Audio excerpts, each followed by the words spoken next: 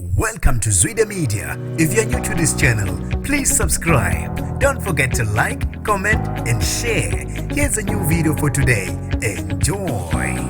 Ujabulise Okwengane uKHUZANI MPUNGOSE wahluleka nokuzibamba Kufezeka Iphupho lakhe Leminyaka lokuthi ke agcine akwazile ukuzishayela yena mathupha isiginci. Sanibonani nginibingelele ngiphinde nginamukele kuphinda kuphi la nibolo khona le video. Mangokuqala siyona leli khasi ngiyakwamukela igama lami ngusibonga konke wakandwana.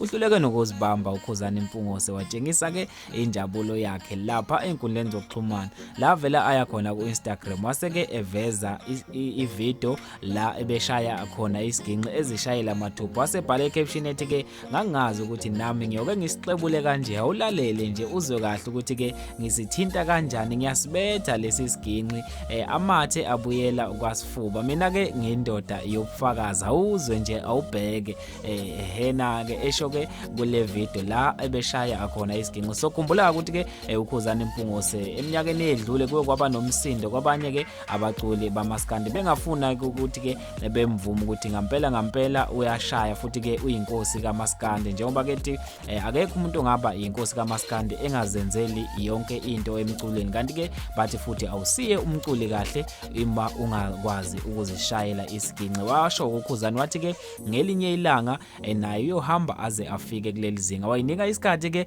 sokuthi afunde isiginci nangampela ke seluze lafika lolo suku naleso sikhathi njengoba nje manje sesingaqinisekisa ukuthi umfoka Khuba ke useyakwazi ukuzishayela yena mathupha isiginci. Kanti ke ngaphandle ukuthi sikhulume kakhulu ake ngivele ngudedelele le video nawe uzibonele ukuthi ke usishaya kanjani umfoka Khuba sona isiginci lesi esikhuluma ngaso.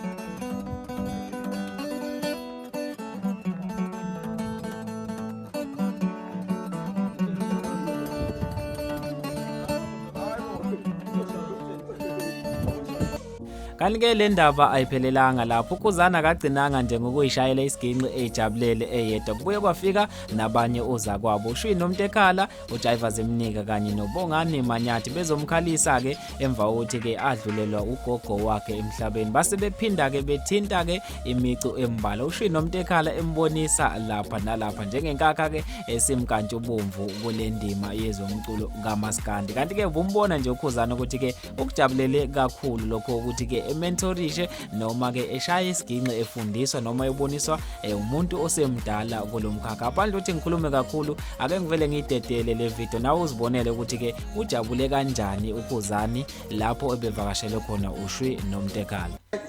Mangisuka lapho mangitebe ngize uya futhi u5 ngiyakuya u5 ngizovala kuye futhi okay uzovala kuye.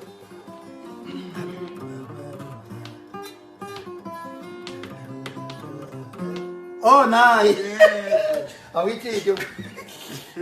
Awithini sis. Hayi ayithathi. Nangisayidlala. Wey.